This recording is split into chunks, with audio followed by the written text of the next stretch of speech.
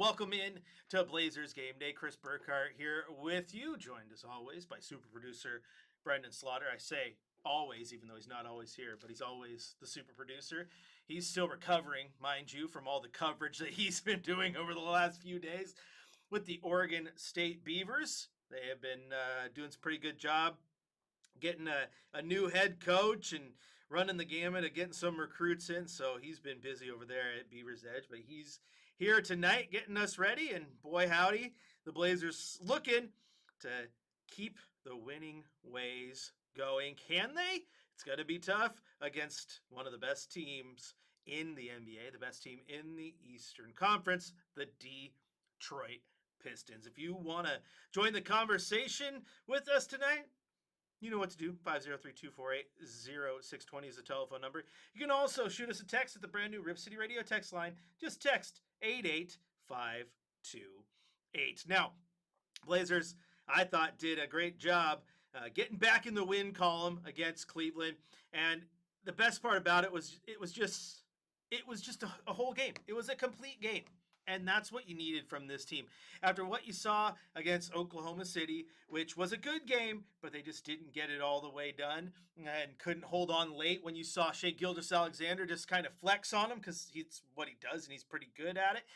And then you get to Toronto and you have a game that they play very well for chunks and then not so well for others. It was up and down. As I said, it was kind of a microcosm of the entire season as a whole, where they just struggled to get things going for long periods of time, to the point that when the game was done and they got to Cleveland, even though it was a back-to-back and they had to get right back to it in less than 24 hours, they still woke up and watched film in the hotel, something that Coach Thiago Splitter wanted to do, and I loved that. I love that, you know what, we need to hold you accountable. We need to play a good basketball game. We need to go out there and just flex a little bit. Play all 48 minutes is what I want. And he said after that game in Toronto, we need to treat every possession like it's gold. And that game ended up being just a 2-possession game at the end of it. And so those few possessions that you didn't treat like gold kind of came back to bite you. So he had the team have a meeting in Cleveland, in the hotel, watch some film, get back on the same page, and they all kind of knew what they needed to do. Donovan Clingan, after that game in Toronto, he also said, we need to play a whole 48 minutes. We can't wait until halftime to show up. We can't wait till halftime to wake up. And it makes perfect sense. It makes perfect sense. And so they needed to get into this game really ready to go. And again, you heard some highlights, but like guys like Sidy Cissoko had it going.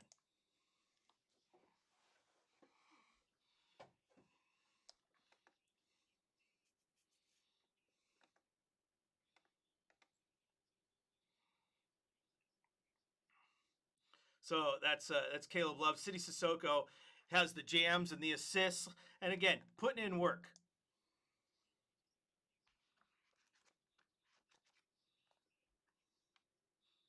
And the reason I play those two highlights, the reason I want you to hear from Caleb Love and Sidy Cissoko is that's the type of game that this team needed. They needed their entire roster to show up and ball out, and they absolutely got it done. It wasn't just Jeremy Grant and Denny Avdia, even though Jeremy Grant had a couple plays like this 4-pointer that really helped the Blazers.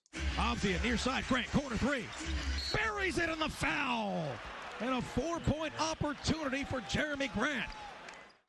Now, we've come to expect that. And we know Denny Avdia is going to give us good games. But we need those games where everybody shows up. We talked about this in the pregame show with you fans after that Oklahoma City game, how you just need everybody locked in. And I thought they were locked in that Oklahoma City game.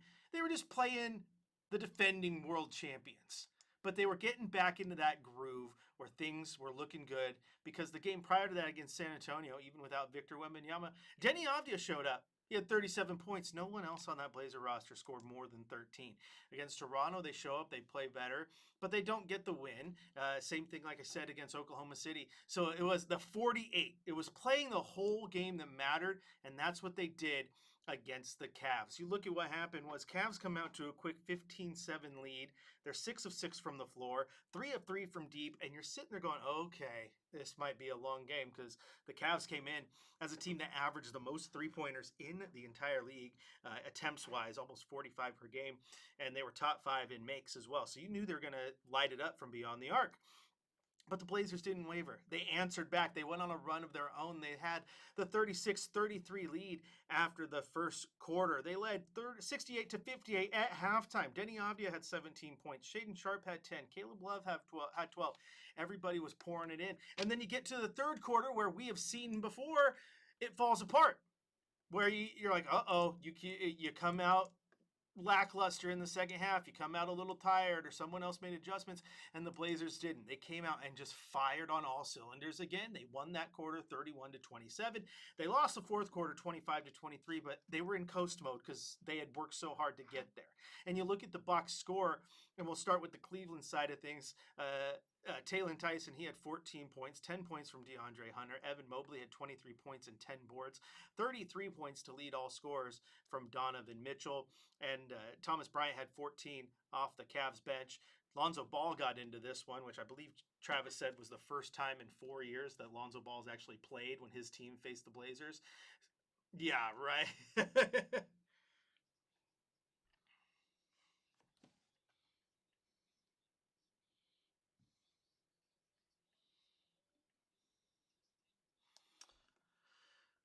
Something like that. The whole point is yeah, he doesn't play a lot, but he got into this one, and he had 3 points. You know, he did Lonzo Ball things. He had 7 rebounds, couple assists, but injury management's a thing. But then you look at the Blazers side, and what did we talk about just a second ago?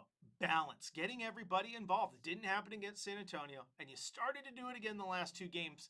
But again, then you need that focus for all 48. Not only did you have the focus for all 48 in this one, you had that balance that we've talked about. Denny Avdia, another near triple-double, 27 points, 8 rebounds, 7 assists. But then you start to ask yourself, who else is going to show up in this one? Well, Toumani Camara, great offensive game, 5 of 7 from the floor, 3 of 5 from beyond the arc, 17 points, 4 assists, 6 rebounds, and 2 block shots. And that is efficient from Toumani. That's exactly what you want. You're only going to take 7 shots. You make 5 of them. I will live with that all day long. Jeremy Grant chipped in 16 points, 6 assists, and 5 rebounds. Only 5 points from Donovan Clingan, but 13 rebounds, which is absolutely massive. And then Sidy Cissoko, who's getting that start at point guard, because keep in mind the Blazers still down Drew Holiday and Scoot Henderson and the like. He had 11 points. And the Blazers bench, Shaedon Sharpe, still coming off the bench as he's continuing to manage that calf injury. He had 20 points. I would wonder if he gets in the starting lineup tonight. He did play 32 minutes, so the minutes restriction not really there. But then Caleb Love had 20 points as well. So everybody chipped in. The bench for the Blazers outscored the Cavs bench 46-24. And when Caleb Love can get going, Sidy Cissoko can chip in points, Toumani Camara shooting efficient. That's the type of Blazers game that you want. That's the type of Blazers game that leads to victories. Also, we mentioned in the pregame show that the key to victory was to attack the rim.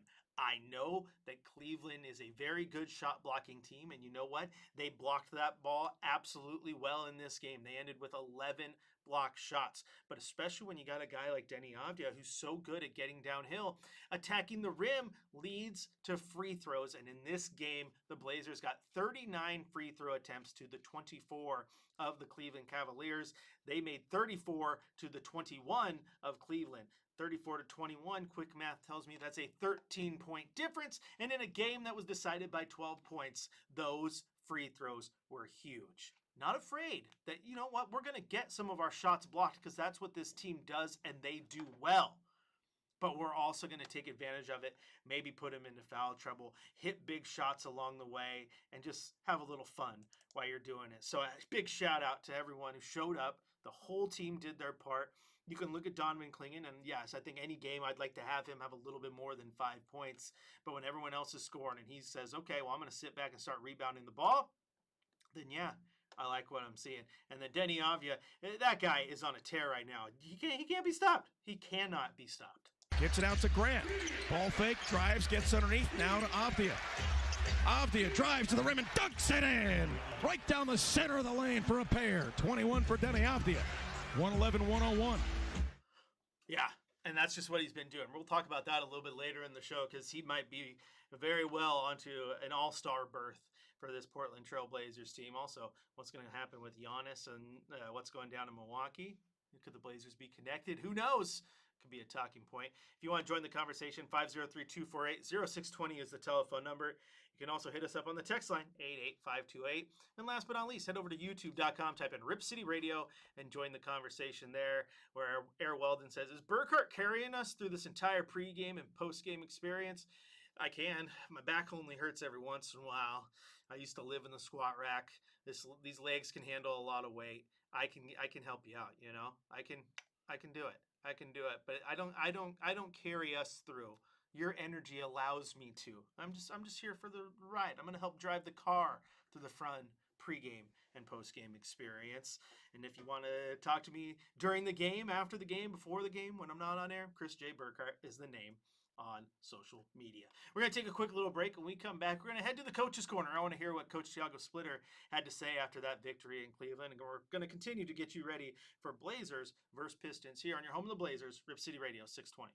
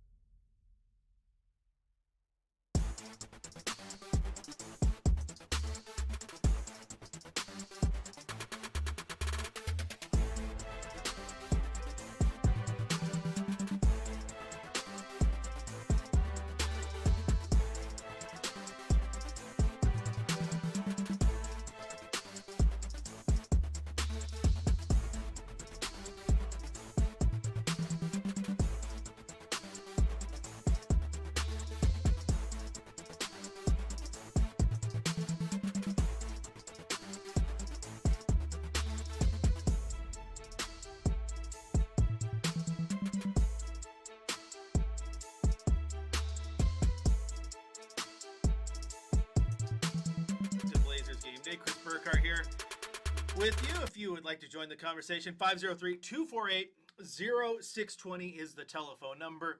And of course, you can text us at the new Rip City Radio text line. Just text 88528. Get your comments read there. And big shout out to Weldon in the chat. And he says, no to Giannis, yes to Chris taking our energy to power this show.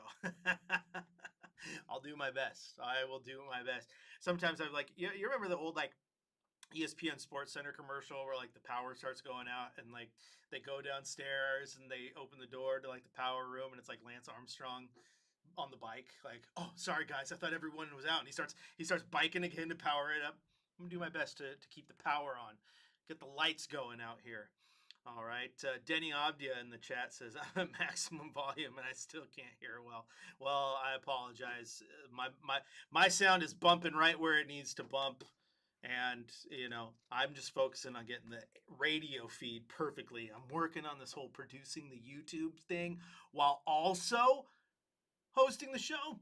It's a bit of work. I need to work on my interns. Maybe I can get you, Denny, or my boy Air Weldon in here to say, hey, you know what? We need to help Chris out. We need to bump this audio up a little bit. We need to produce. We'll do our best. Turbo's ears are feeling him, is what Air Weldon says. So thank you. All right. I want to hear from head coach Thiago Splitter. I'm pretty sure he had some good things to say after that victory in Cleveland. So let's head to the coach's corner.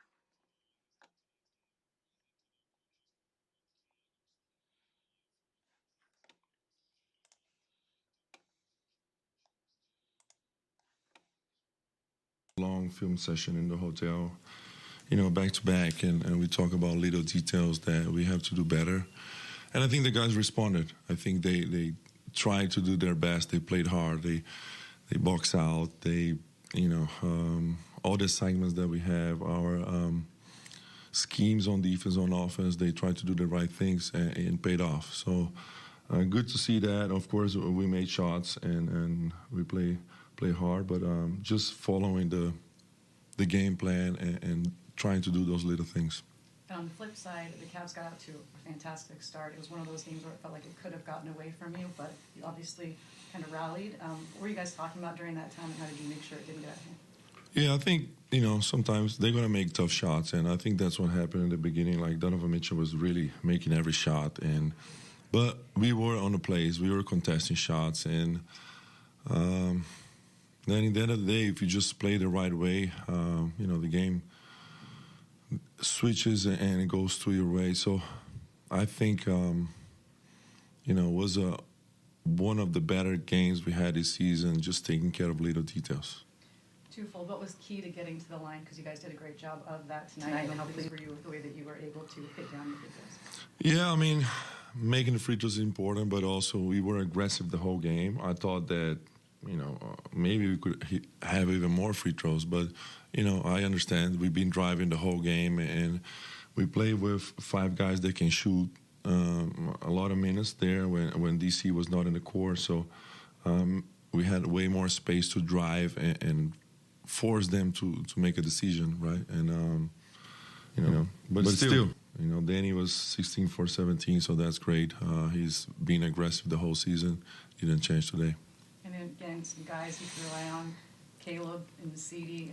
What did you think of their performances tonight? Yeah, Caleb is one of those guys that have extremely confidence. He thinks he's always open, almost too much, but shot the ball well, not afraid of any moment. CD played hard.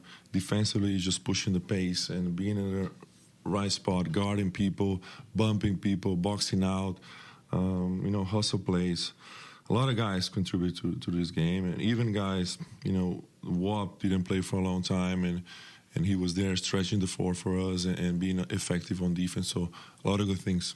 And the assists tonight were spectacular. What did you like about the patience they showed to find the open man, the extra pass? Yeah, we have 27 assists out of 37 makes, so that's pretty good. Again, Jeremy has 6 assists, 24, Danny 7. So not and Shaden 5. So not having a point guard, a true point guard out there, these guys were there making plays and, finding teammates. We talk about this morning, how we got to, play together and share the ball and move the ball side to side and make it harder for the defense, and we did tonight. Thiago splitter, and move the ball, get everything moving, get the defense reacting. Got to move the ball from side to side and make sure just everybody's where they need to be. And if you can effectively do those things on the offensive side of the ball, you're going to put even a good defense in a compromised position. But more so than anything, you always have to get everything dialed in constantly to the best of your ability. And I thought that game was incredible for that reason alone. The ability for them to play all 48 minutes was huge. It was a big reason they were able to win that game. They were able to not necessarily upset, but go in and get a victory against a team like the Pistons, who, as we all know, is very good. Cavaliers, who's very good. They aren't the number one seed like they were last year, but that team, you look at that roster, Donovan Mitchell, right? Evan Mobley, all the names that they have, they're a good team. They are a good team. And so even though the record might not say so, going in and getting that victory over them is big time. It's absolutely big time. And it's one of those things you definitely kind of hang your hat on. Like, okay, this is what we can do. This is what we can do. We're showing you right now how good we can be if we put it all together. And we've said this multiple times, friends, that we know that there's going to be good games, there's going to be bad games, there's going to be ups, there's going to be downs. But this was an up. And it was another one of those games that you look at and you go, yep, we can put this thing together. We know how good we can be. And I like that. I like that. A lot of that has to do with what? Playing all 48 minutes. Got to play all 48 minutes. And they did so in that one. Again, head coach Thiago Splitter talked about it. Put it all together. Treat every possession like it's gold. They did so in that game. Got the win, and now they get to face number one team in the East, the Detroit Pistons. And can they do it again? This is going to be a massive test. Massive test. And we'll see how they can do. All right, we're going to take a quick little break here on Blazers Game Day. When we return, we're going to talk more about this Pistons team, what the Blazers can expect, and get you ready for another wonderful Trailblazers game here on your home of the Blazers, Rip City Radio 620.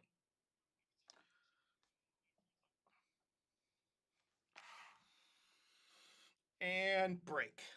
All right, we're on commercial break. This is where I can laugh at everybody. Denny's calling out my audio. I'm trying. I think I might have set the microphone wrong.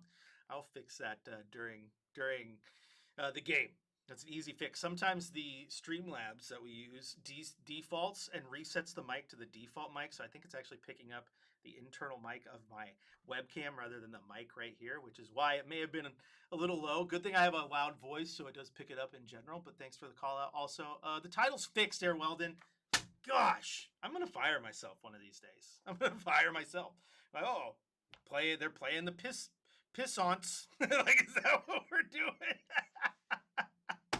I'm a moron, but thank you guys. I love you so much. Because if you can't laugh at yourself, what's the point of laughing in the first place? You guys are absolutely awesome. And we'll fix that audio for postgame. At least it's good enough to at least get through the show. You guys can hear we're all good.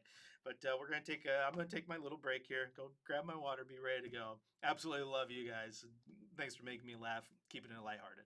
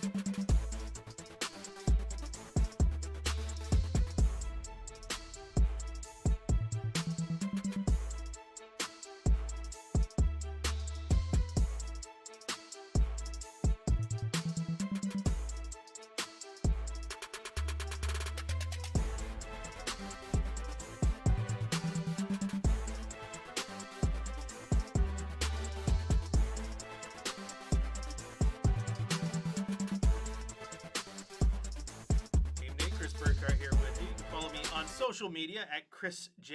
Burkhardt. You can also get involved in the show. Just hit us up on the text line, text 88528. We'll get your text messages there on the text line. You can also go to youtube.com, type in Rip City Radio there as well. Now, the Blazers going to take on the Detroit Pistons tonight. Should be a pretty darn good basketball game if the Blazers play like they did in Cleveland. If they play like they did in Cleveland, heck, if they play like they did in Toronto, but play for all 48, not just a few minutes at the time. If they play like they played against the Thunder, but just lock it in at the end and don't get beat by a championship team, they're going to have themselves a very good game.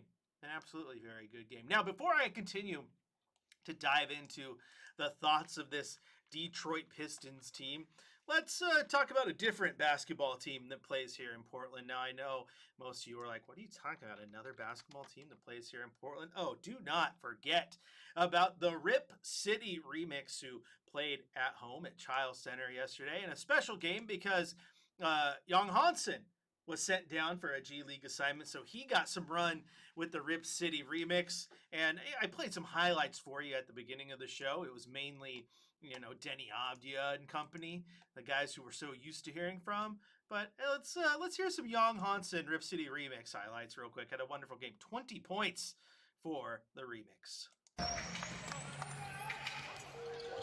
Dylan Jones will launch one from outside, and Jones hits from downtown. 15 points, 3 of 5 from the field.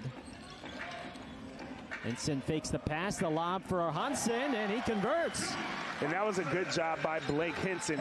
Shot tipped by Reese. Here comes Jones for the Remix. Hansen open triple. Oh, yeah. Oh, did I mention he could stretch the floor? Young can direct the offense. Look at him. That pass. Look at him. Romeo Weems for the rack attack. Yeah, Young. I see you directing traffic out there, big fella.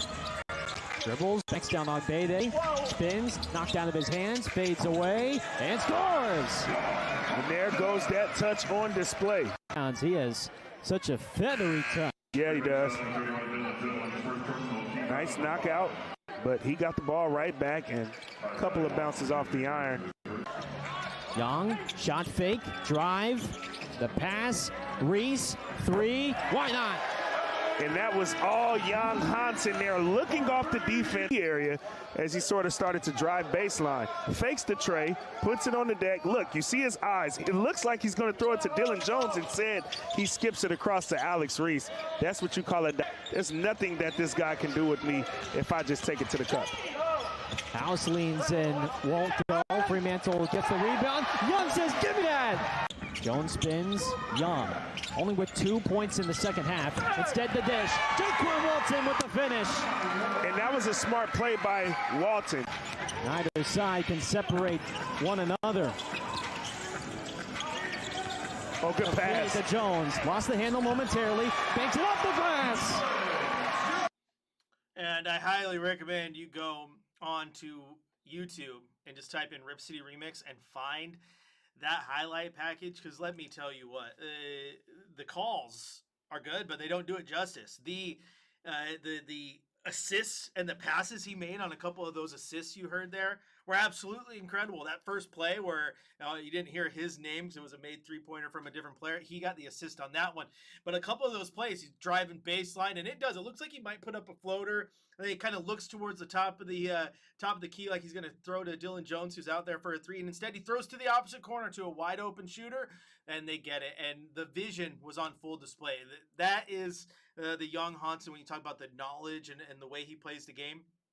That is a good highlight reel, and hopefully he continue to build on that and get those runs with the G League, because they're absolutely crucial for his development. Now I understand you're not playing against Victor Wembanyama and Nikola Jokic and Vucevic and all these guys who are really, really good centers in this league, Steven Adams, etc. But you're still getting run, and the run is important. It's absolutely important. And on a night like tonight, you're going to have Donovan Clingan and a healthy Rob Williams, so you're not necessarily going to need Young Hansen tonight. And he's going to get those games with the G League here when he can. Should be playing there in their next game, I believe, Sunday as well. And if you aren't already, make sure you're following us on social at Rip City Radio 620. Our Trailblazers insider Sean Hyken doing a wonderful job getting down there and getting some Young Hansen content. And so he was at that game, filmed some videos, and got him up for us. So make sure you're dialed in with us and Sean Hyken for all your Rip City remix coverage as well. As the dog catcher asks, he says, do they play at Child Center? And they do, down there on the bluff on the campus of the University of Portland, which is really cool too, because that place, when it's sold out, is like, what, 4,000 people, something like that. So it's a nice, intimate atmosphere. You see the highlights there. I mean, everyone gets to sit close. You're right on top of the action. I know the Rip City Remix do a great job opening that place up to give you access as a fan to feel like you're really part of the action. So it's a really cool game. It's a really cool spot to go down there. You can get a cheap ticket, enjoy some really good basketball, and maybe see some future Blazers or some current Blazers. Like every once in a while, you might see, City Sissoko down there like he was last year. Young Hansen down there like he was in that game. So it's really cool to finally have a G League team in town for Blazers fans. It's not, okay, we're shipping them off to the Idaho Stampede. Like we've been there a time or two, have we not? So yeah, nice to have them right there in your backyard, and easy to send players down and get them some training in when they might not be getting minutes with the big club.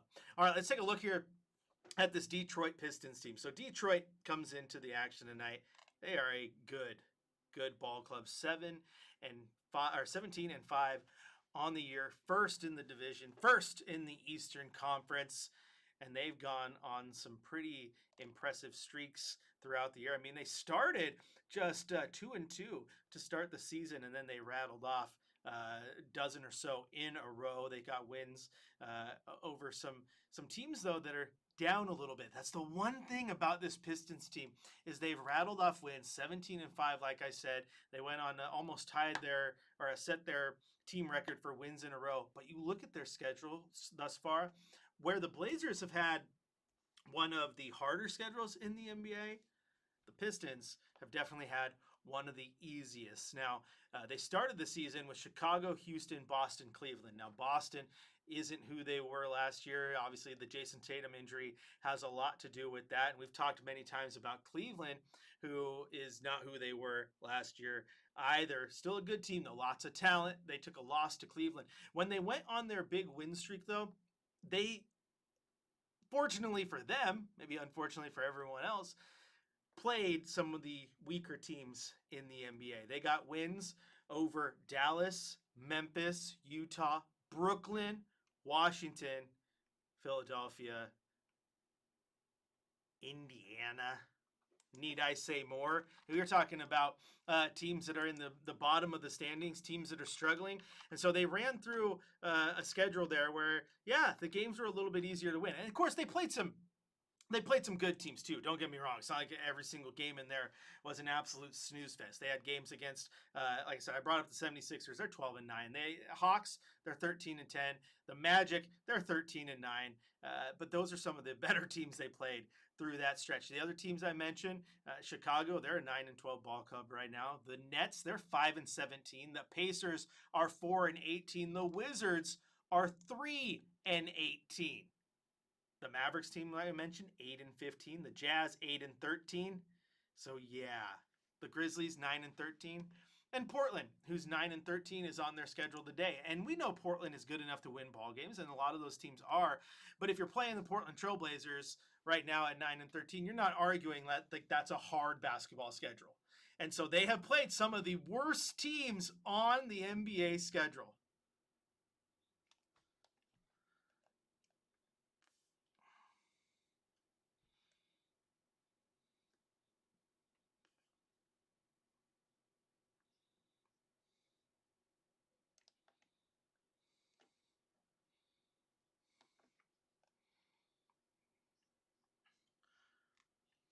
Well,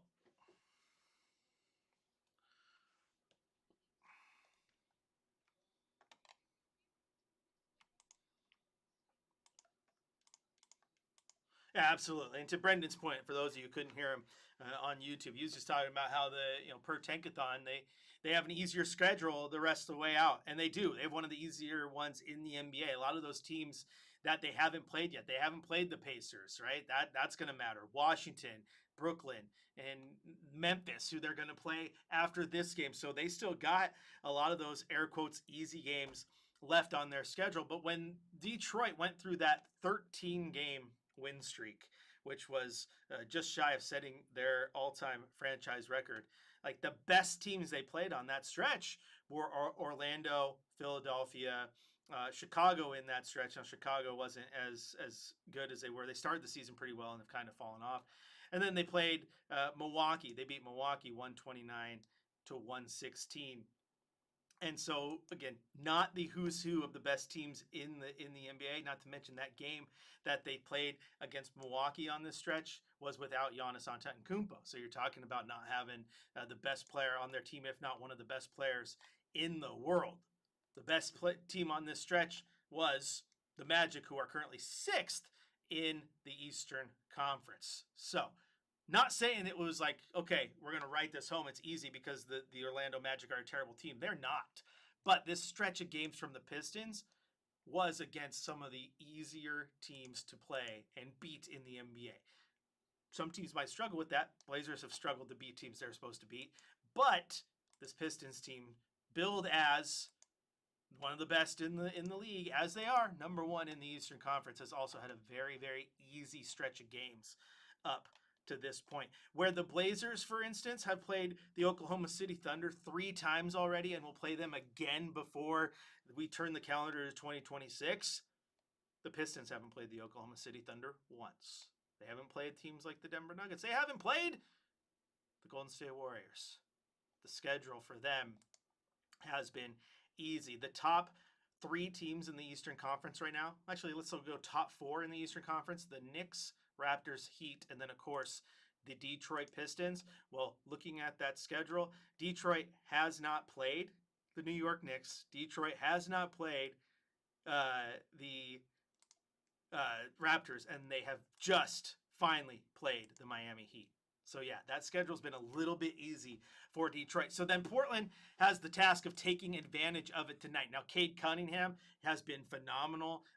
Jalen Duren has been phenomenal. And as Denny asked in the chat, can we stop JD? Can we stop Jalen Duren? That's going to be a big question.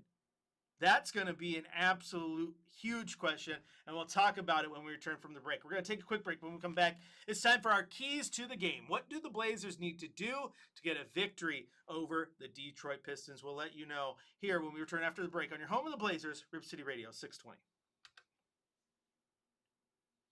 Hello, my friends. The holiday season is here, and the best way to celebrate family, friends, and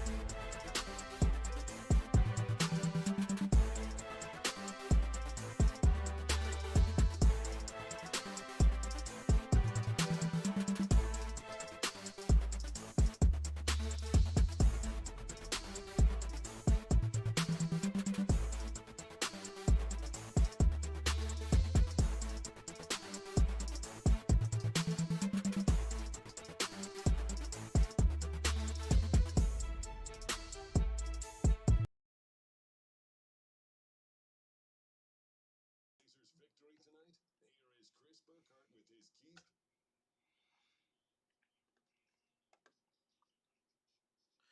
Welcome back into Blazers Game Day. Chris Burkhardt here with you. Time now for our keys to the game. What do the Blazers need to do to get a victory over the 17-5 Detroit Pistons, the number 1 team in the Eastern Conference? Well, first off, one thing they have to do is it's eerily similar to what they had to do against Cleveland, and that is they got to attack the rim once again. You look at the team stats around the NBA, and the Detroit Pistons, number 2 in the league in blocks per game at 6.1.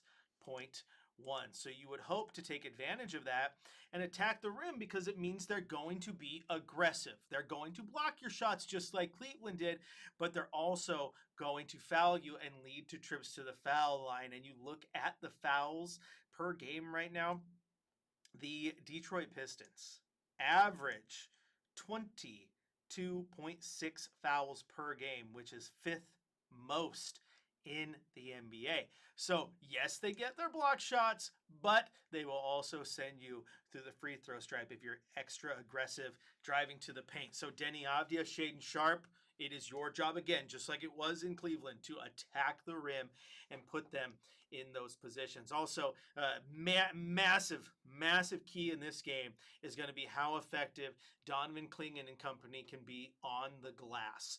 The Detroit Pistons, 46.9 rebounds per game, number 2 in the NBA. So they're going to clean the best that they can. And offensively, they're top 5 on the offensive glass, just like the Blazers, who are number 2 in the league on the offensive glass. So it's kind of going to be who gives up first defensively and doesn't get beat. So the Blazers are going to have Denny and DC and Rob Williams are going to have to be incredibly versatile on the defensive glass and on the offensive glass as well, to keep the Pistons out, to keep them from getting those easy rebounds.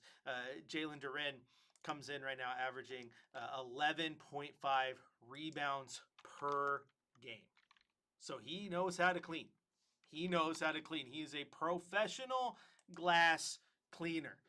And you're going to have to make everybody box out, everyone work hard. The 11.5 that he averages right now is 4th most in the NBA, behind only Nikola Jokic, Karl Anthony Towns, and Ivica Zubac. So Isaiah Hartenstein comes in at number 5. So again, he's going to have to work. Make him work. Otherwise, he's going to go to work in a bad way, the way that's going to hurt you. You want to make him go, gosh, this is so hard. What's going on? So it's going to rely on guys like Donovan Clingan, who's 8th in the NBA in rebounds, to have an absolutely stellar game.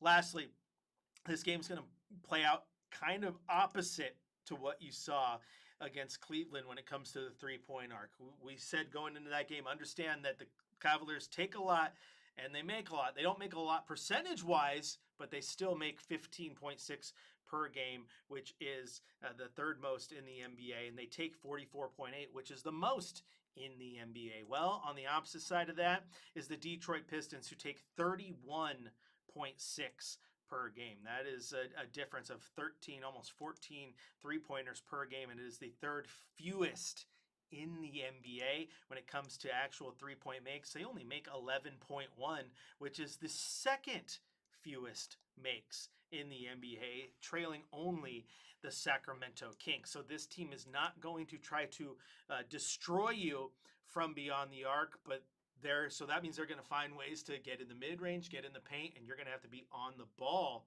to make sure you defend those things well.